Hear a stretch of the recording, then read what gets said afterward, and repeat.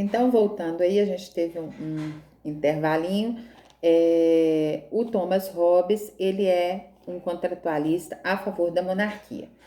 Quando a gente tem, né, as monarquias começam a entrar em guerra e a gente começa a ter, então, uma decadência desse monopólio, né, das monarquias, a gente começa a ter uma passagem, inclusive uma passagem muito importante, porque também a questão da religião é algo a ser levado em consideração. Por exemplo, dentro da monarquia, você tinha o rei, né, soberano, dono de todo poder, mas esse poder era estabelecido pela própria igreja. Né? O rei era rei por quê? Porque Deus determinou que ele era rei. Ele tinha uma autoridade divina que o envolvia. Então, muitas pessoas não discordavam dele, por quê? Porque como vai discordar do rei? Você está discordando de Deus, né? É a pessoa representante ali naquele espaço da autoridade divina. Então, tinha uma aura aí muito. A igreja era o Estado, né? A gente sabe, quando a gente vai ver aí dentro da história, vocês veem nas outras matérias de história, de filosofia, a igreja católica era um Estado político, então ela tinha uma força muito grande. Né? E quando a gente tem a passagem das monarquias para a república, tem um divisor de águas aí, que é a mudança entre a fé e a razão. Se antes a fé, a questão religiosa, das crenças estava no centro do pensamento político, então a gente passa a ter aí uma mudança, você passa a ter a razão no centro, a ciência passa a estar no centro do pensamento político. Se a gente colocar nos dias de hoje, olha só, né, a gente tem aí de novo esse embate entre fé e ciência. Né? A gente está no meio de uma pandemia onde as pessoas começam a duvidar da ciência, a criar histórias em volta para que as pessoas acreditem que a ciência não é confiável.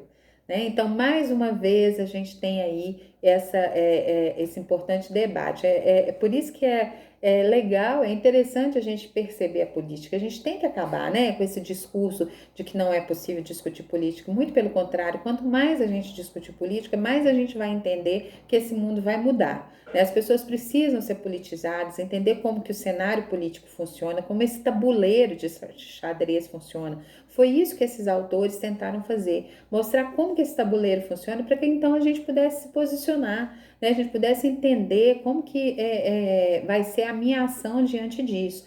E é isso que a sociologia busca para a gente, esse pensamento crítico, né? Então, o John Locke, ele surge nessa passagem, né?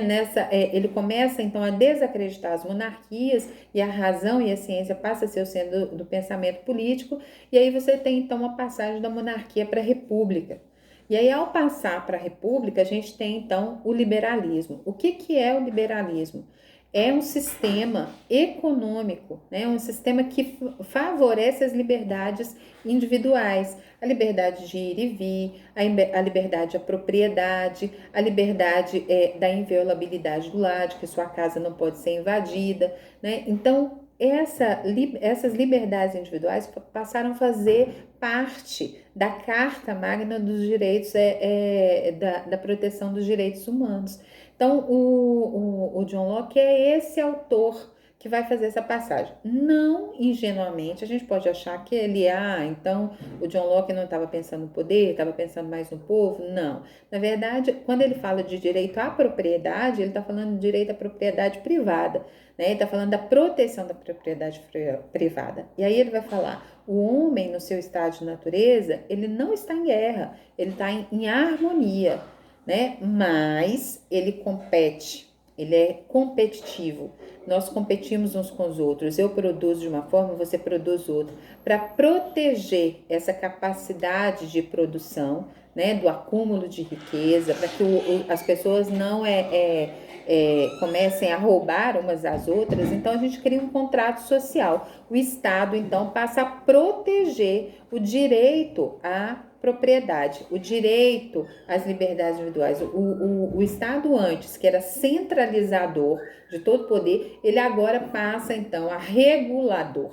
Ele passa a regular as relações econômicas e aí o povo começa a ter um pouco mais, né, de liberdade, um pouco mais de atuação. A gente não tem ainda a cidadania, né, no seu sentido pleno da palavra, mas não é súdito mais, né? Agora você já é cidadão.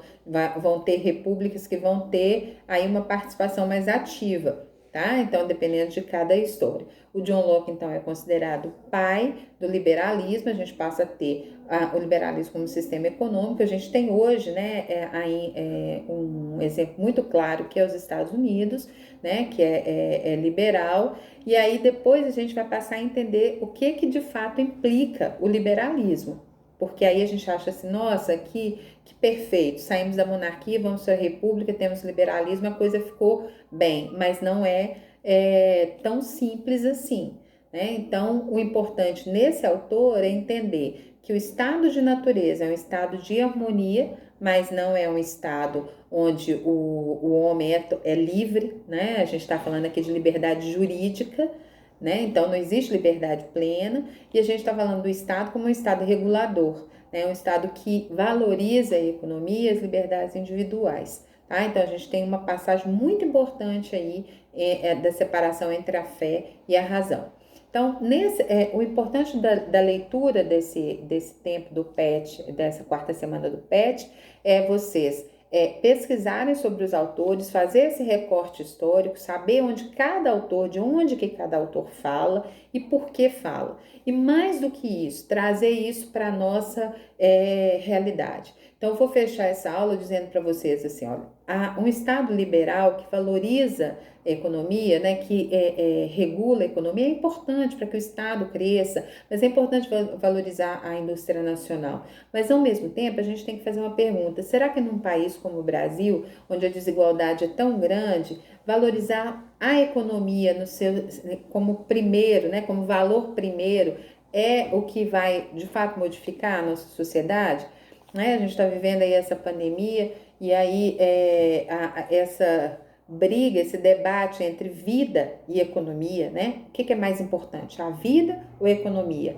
Mas a gente sabe que ninguém faz nada se tiver perdido a vida. Então, a proteção à vida tem que ser um valor essencial, único e central em qualquer sistema, né? Então, acima de qualquer coisa está a nossa vida.